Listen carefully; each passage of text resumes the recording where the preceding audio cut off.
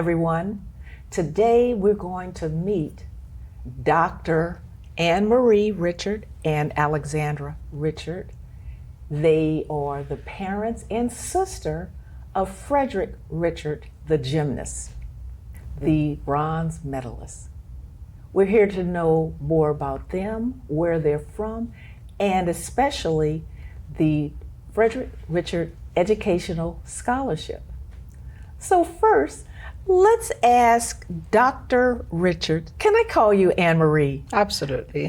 Hello there. Good morning, and good morning Good morning. to you, Alexandra. Please tell us a little bit about yourself and where you're from. Certainly, Deborah. Thank you. Thank you for the opportunity to be here. I am Anne Marie Richard. I am the mother of Frederick Richard, the bronze medalist from the 2024 Olympics. I am a Caribbean girl. I was born and raised on the island of Dominica. That's the Commonwealth of Dominica, tiny island in the Caribbean between the islands of Guadeloupe and Martinique. So much further down southeast than the Dominican Republic, which a lot of people confuse Dominica for. And my husband is actually from Haiti, which is next to the Dominican Republic. So it's pronounced differently, Dominica. And very small, population of about 79,000 people. I came to the US as an international student to further my education, and that's how I ended up in Boston. So we currently live in Stoughton, my husband and I, with 3 kids, my daughter Alexandra, and I have 2 boys, Frederick and Carlton. Oh, thank you. That's very interesting. We're going to come back and ask you a little bit about the culture a little bit later. But tell us a little bit about yourself. Lexie, can I call you Lexie? Yes. Thank you. Sure. So I'm the sister of the 2024 Olympian, Frederick. So I grew up in Stoughton. I was born in Boston, but grew up in Stoughton. And I just graduated from UMass Boston this past year. So I am starting out my career. And luckily, my brother has a business which fits right in with my major. So, what are you majoring in? Business management and marketing. So. Oh, that is so wonderful. Yes. Tell us a little bit about the culture of where you're from. Of Dominica. Yes. So it's the typical Caribbean culture. I wouldn't say it's just Dominica. It's the Caribbean, although we have our unique national wear, which is called the Wob Duet. Mm-hmm. I'll show you a picture of it later. Mm-hmm. But we, I would say a big thing for us is food, right? Mm-hmm. One of the big differences, I would say, relative to the US culture is the way we eat. We eat with a lot of seasonings. We cook with a lot of seasonings, fresh seasonings. Dominica is known for its rivers. We have 365 rivers. Mm-hmm. It's a very mountainous island. And so that, I think, plays into the culture. It's a lot of agriculture, a lot of, music. Mm-hmm. We do have a lot of hurricanes. We're, of course, in the line of hurricanes. So when you talk about, hurricanes hitting the Caribbean, Dominica is always in the line, and which is a huge advantage of something like agriculture being our main source of income, right? Crops go down every year. But the people are very friendly. It's not a huge touristic island yet, but it's growing. But it's beautiful, and you should visit someday. Oh, absolutely, I will. It sounds wonderful. But you touched upon something. When Lexie was talking, she just graduated from college, and you are a doctor, a scientist. Frederick is going to college. He's in college. So academics is at the root of how your value system, but is that a true statement or? Absolutely, absolutely. I will say that, my upbringing on the island of Dominica was very important in terms of my formative years, right? Education was a huge thing for us back home. It's probably the most important thing. Every parent their biggest priority is making sure their children have an education. I think that plays into how we've raised our children. And it's a very, very strict educational system. It's based on the British system. Most schools have uniforms. And in schools, it's just a very strict, you can't eat in class. The things that you see here in the US, and this was probably one of the biggest culture shocks for me when I came to the US, the way students operated in class versus back home where it was very, very strict. But as I said, I think that played a major role in how we've raised our children. Education is key. And even with Frederick being in sports, I mean, Alexandra also did gymnastics and cheerleading. We stressed, education as a priority. So yeah, you can do sports, but you have to go to school. And so for Frederick, as successful as he's been in the gymnastics field, he knew that college was not an option, right? He had to go to college. And I always said to him, God forbid, something happens to you, accident-wise, you need something to fall back on, and education is always the thing that we fall back on. And so that has always been a big priority. And the kids have grown up seeing my husband Carl and I work hard. As most immigrants who come to this country, the goal is to succeed, right? And so, and education for us was a big part of that. And so I think growing up in a household where they've seen their parents work hard, I think they have that same discipline and just drive to work hard. I come from that same background. I come from a single parent household, and she was an elementary school teacher, but she in the family of academics, they were counselors in school, instructors, teachers, and then, I had the military also in my family background. But it was education, learn something new every day. And that's something that they instilled in us. And so we knew at a young age, you have to learn something new every day. And also going to college, that's why, I continued on and got my master's from Northeastern University.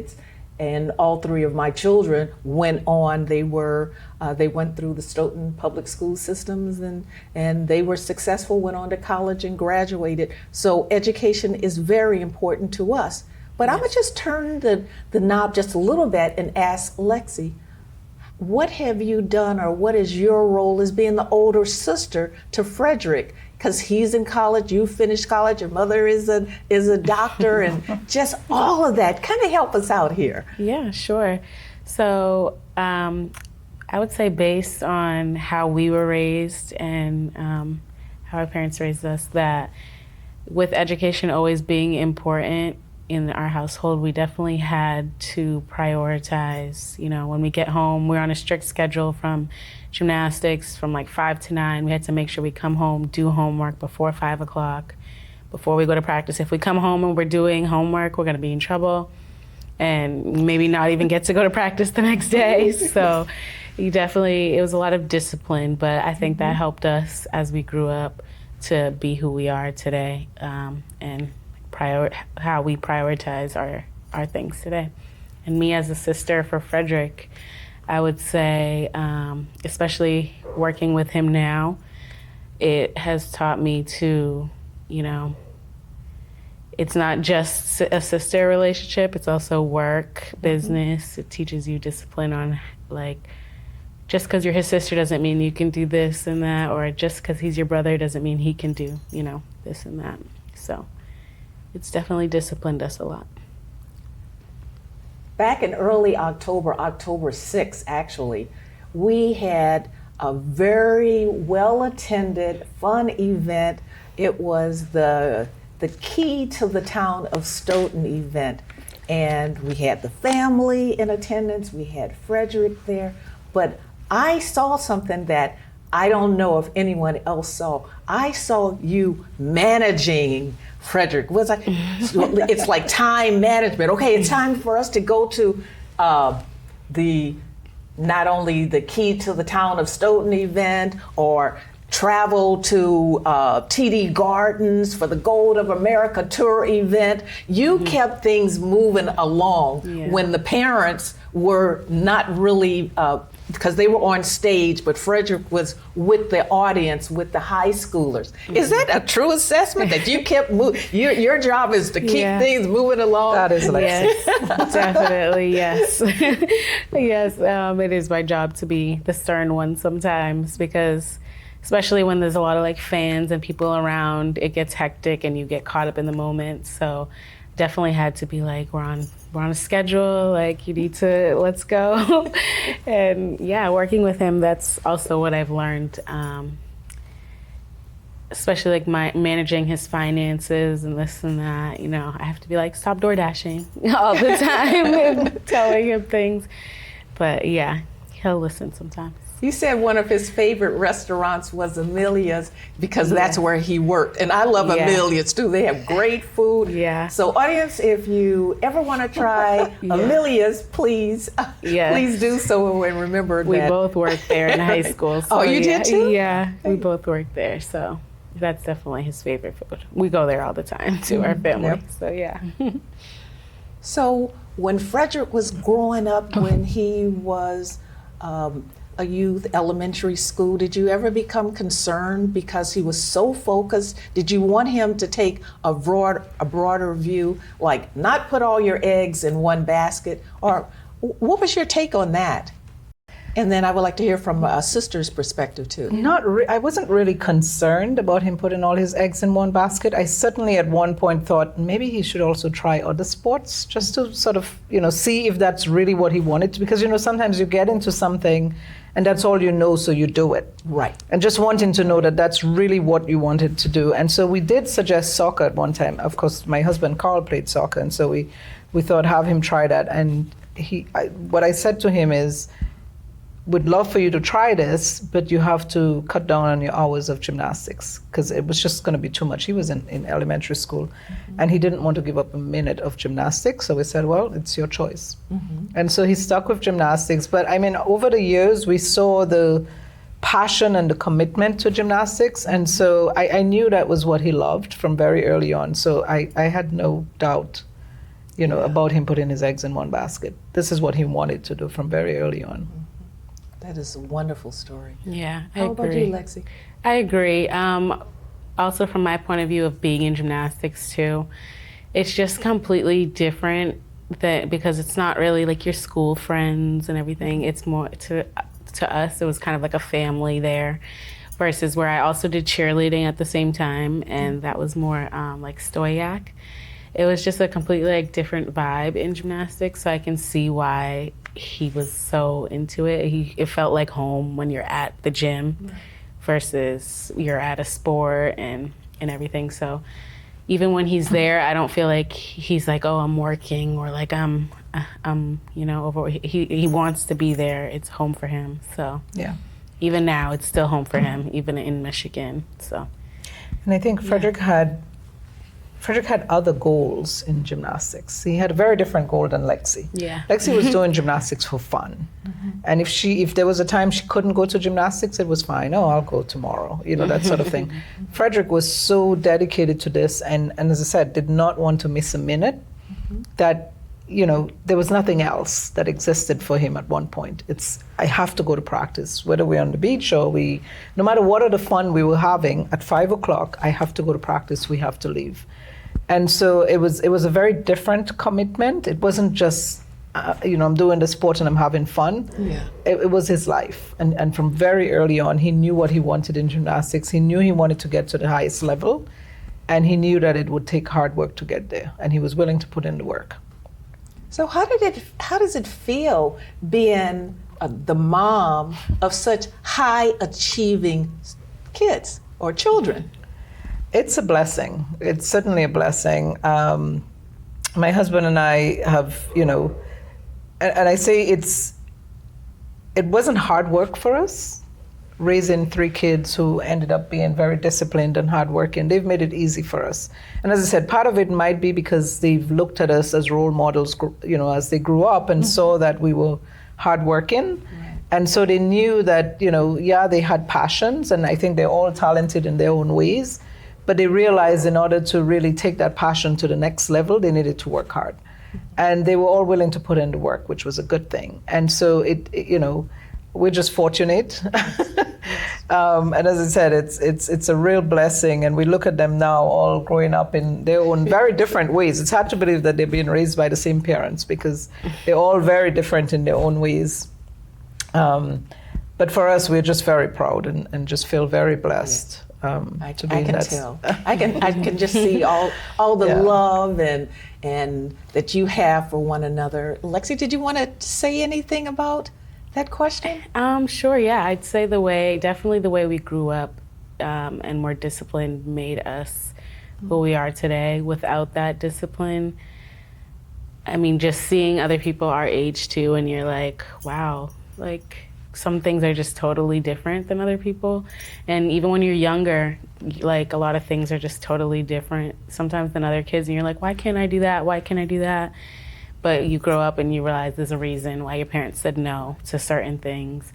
And it makes you thankful later on. Right. I know one of the things that my circle of friends and colleagues, we always talk about is, what's your purpose? Some people ask, if it's a gift, but we like to use the term, what is your purpose in life? And some people, they identify their purpose in life early on. Some have to discover it later on, and it comes to, I was meant to do this, or whatever. Yeah. Study business, or be working at a hair salon. It doesn't matter, whatever your purpose is. Mm-hmm. Do you have any advice for people? Number one, how do you identify your purpose, like Frederick identified gymnastics, like you identified scientists, like you identified business? How do you identify your purpose, and how do you take that one step closer to your goal of that purpose? Now, this is a broad question, and everybody might have a different answer to that, but I'm asking the both of you. Sure. It's an excellent question, and I'll start by revealing one thing. I became a scientist. I love science, right? And I found that out very early. My mom was a nurse, and I used to go to the hospital with her, rolling cotton balls. And very early I recognized sort of the insufficiencies in the medical care on my island. And so that gave me the desire to want to get into medicine, to be able to give back and help. In the end, I ended up doing a PhD, and I became a scientist. But over the years of being a scientist, I realized that wasn't my passion. As much as I liked the science, I did not enjoy being at the bench, doing bench work in the lab. I wanted to work with patients, which was my original, desire to help people, to see them, get better when they're sick. So I realized that was my passion. I loved working with people. I loved mentoring. Like everything I did where I worked with people brought me joy. And so I started seeking a career change, and I ended up in patient engagement. So right now, yes, I'm a scientist, but I am actually in a pharmaceutical company doing patient engagement work, which is really working directly with patients, understanding their disease and the symptoms that they experience, and helping the scientists understand the disease from the patient's perspective, not from a textbook, not from a physician, but what are the patients themselves experiencing? And that's where my passion lies. So that's what I do now. So yes, I am a scientist, but I'm on a different side of the science, and it's very fulfilling. My advice to people in terms of finding their passion, I would say, is don't be afraid to try new things. You might be doing something that you're not necessarily enjoying, that's not bringing you joy, but it will take an extra effort to sort of branch out of your comfort zone and try something new. And in doing so, you might figure out, oh my God, I really love doing this, right? Something that you hadn't done before. Mm-hmm. I mean, Picasso would not have realized his passion of painting if he hadn't tried painting, or if he never had the opportunity to paint. Maybe his parents couldn't afford to get him into painting. You have to try something to know that you love it. And so don't be afraid to try new things, just explore. until you find something that really brings you joy. And that's when you know it's your passion. Something that you're doing that you really enjoy doing, even if there's no money attached to it. Right? That's when you know it's something that you really love and you're passionate about it, because there's no reward. You're not looking for a reward, you just want to be happy. Oh, that's great advice. How about you, Lexie? Sure. So I'd say my advice, especially from a business standpoint, I've always been independent and wanted things my way from a young age. So I kind of knew from the beginning that I wanted, especially seeing my dad who owns a business too, like I want to have my own, establishment and have it running. And even from a young age, like I love to do hair and braid, and I did that for a little, and then I thought like I wouldn't want to do this forever. I would probably want to own my own salon or something. Or being with my dad, I liked interior design, so I bought a house and doing things like that. So I knew from a young age that I would want to have my own and then move forward. So I would say my advice is do things that come easy to you and see how you can make the most of what comes easy to you. Whether it's like you said, painting. If you're painting, how can you make a living off of painting, or hair, or anything? That is such great insight. Thank you so very much for sharing. And now let's talk about the Frederick Richard Educational Scholarship. Sure. This scholarship is for academics and for being an athlete. But can you share a little bit more about this? This is to give all opportunities that maybe you don't necessarily have to continue your education. But can you share a little bit? Why is this important to you? Why is this important to you? This is the town of Stoughton through the high school, the Stoughton High School. Yeah, I can start. So I'd say like Frederick's, one of his real goals were to get more kids into the sport, because when we started, not a lot of people knew what it was, and they thought like, oh, it's a girl sport. So he really wants more people to get into gymnastics and men's gymnastics, and to inspire more kids, minorities, to get involved. And it is a very expensive sport, so for kids who can't afford to do it, or the parents can't afford to do it, to really have opportunities to be able to do it from other people who can help. Yeah, very good point, Lexie. And as Lexie said, this is really Frederick's dream, right? He wants to grow the sport of gymnastics. He wants to bring more eyes to the sport and provide more opportunities for those who might not have had the opportunity or can't afford it. It is an expensive sport. And so I think the scholarship really gives that opportunity to students and sort of helps remove that financial burden. So it is for high school graduating seniors, and the scholarship aims to support seniors who demonstrate exceptional perseverance, grit, and determination through active involvement in sports and extracurricular activities. The scholarship recognizes and rewards students who have shown a commitment to overcoming challenges and achieving excellence in their chosen field. So this would really provide an opportunity for students who probably wouldn't otherwise have the opportunity, for disadvantaged students. And this is well aligned with Frederick's goal of growing the sport, of bringing more students into the sport of gymnastics, especially men's gymnastics, which is not very well recognized. And so this scholarship would really, remove the financial burden and provide that opportunity. So we seeking your support. We'd like to give as many students as possible the opportunity to apply for this scholarship and receive it. And so please consider sponsoring this Frederick Richard Scholarship.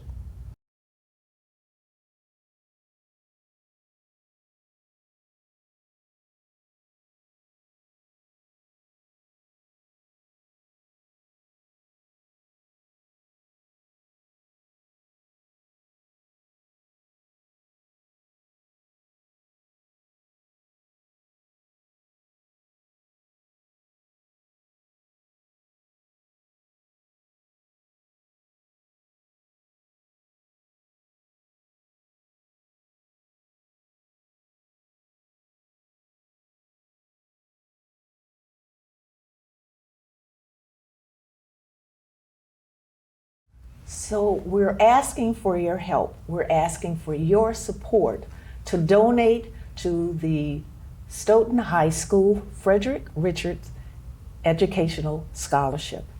You can make your check payable to the town of Stoughton, and those funds will go toward this scholarship.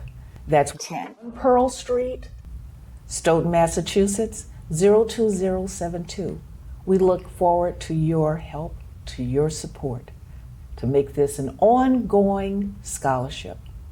Thank you very much. Do you have any closing remarks? I asked you, Anne Marie, and I asked you, Lexie, before we end this session. I would just like to say thank you to you, Deborah, for the opportunity to share here.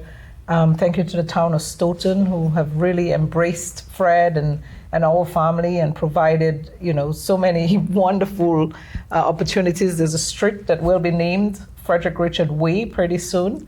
It's just so amazing, and we felt so much love from the town of Stoughton, and just all of the people who have contributed to Frederick's success, who've supported our family, our entire family, not just Frederick, throughout his journey as a gymnast, and really made all of this possible. His coaches, Tom Fontecchio, Levon Karakanian, his current coach at Michigan. I mean, there have been so many role models in Frederick's life, and he couldn't have done it without all of these people contributing in different ways. Thank you, Anne Marie. Thank you, Lexie. It was so nice meeting you. It was so nice you sharing your background, where you're from, and knowing that you're a resident right here in the town of Stoughton. This is an exciting time. Thank you. Thank you, Deborah.